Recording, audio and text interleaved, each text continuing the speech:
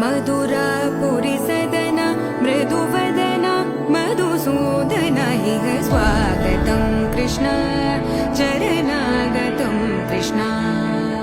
मधुरापुरी सदना मृदुवदना मधुसूदन इह स्वागतं कृष्ण शरणागतं कृष्ण